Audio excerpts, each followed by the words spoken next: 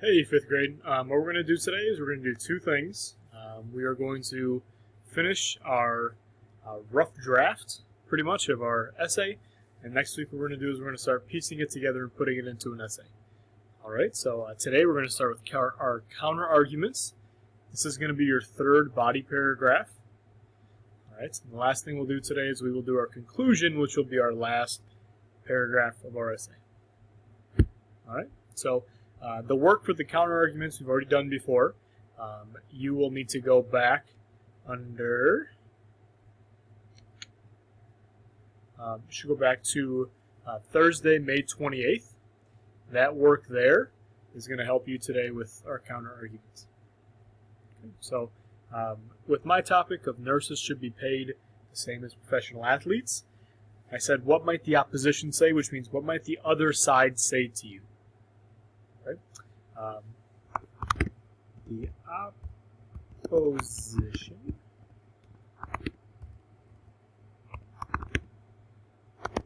might say, this is my first counter argument,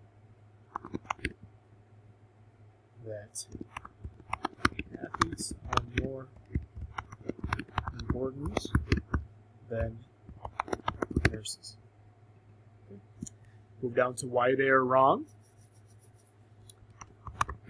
They are wrong because nurses save lives and athletes do not. Okay, so there's my first counter argument. 2 sentences. That's what's going to be in your third body paragraph in your essay. Okay, then one more for that third body paragraph. We're going to have 2 counter arguments. We finished one. Here's the second one. What else might the opposition say? The opposition, I'm going to add a little transition here, might also say, so it flows a little better in our writing.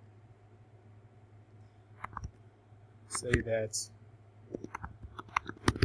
athletes bring in more money. I'll just say that. Bring in more money. They are wrong because some hospitals have more money than sports teams. Oops.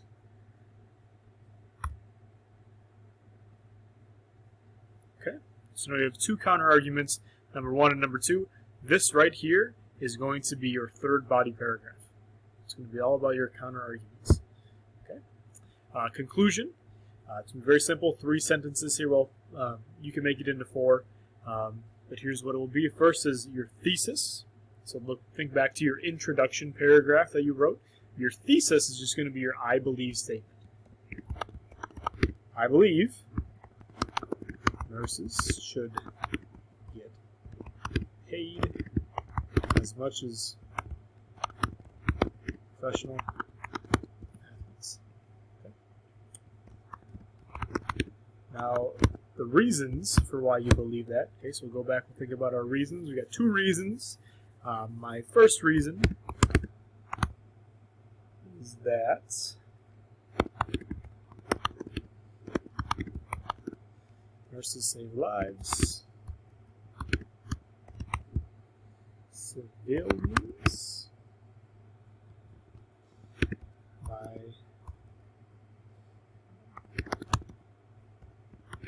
second reason. I spelled that wrong there. My second reason is that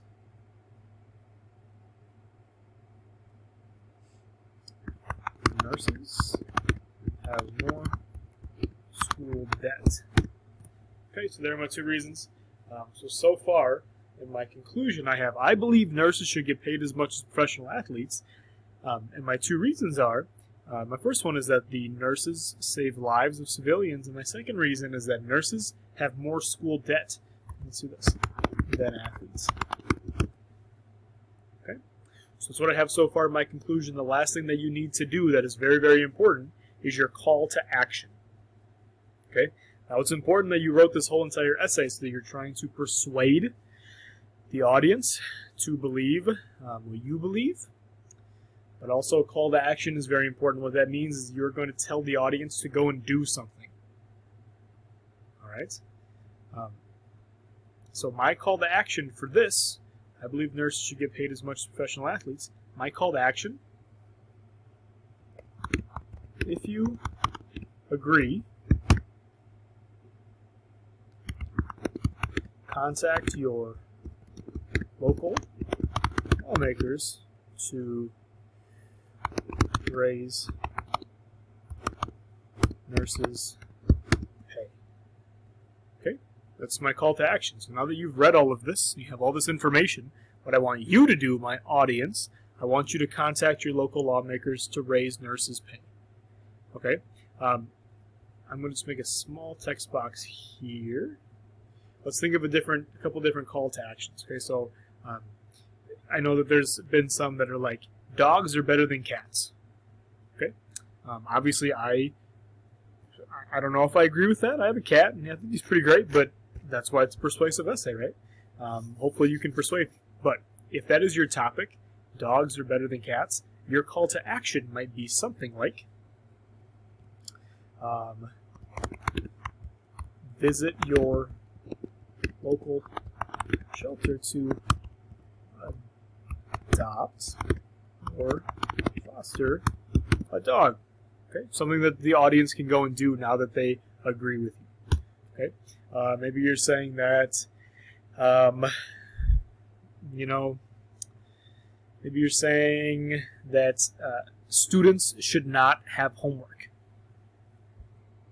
A call to action would be,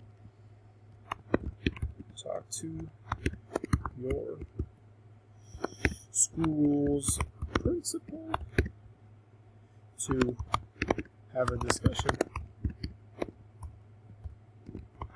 about why homework should not be allowed. Okay, that would be the call to action. You're telling your audience to go do something. Go talk to your school's principal to have a discussion about why homework should not be allowed. Okay, and we'll think of one more here. Another one that I have been seeing is that students should not be wearing school uniforms, should not be allowed. One call to action. One thing that you can do is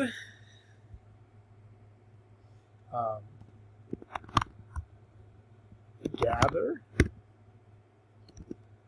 data, data and evidence to bring to your school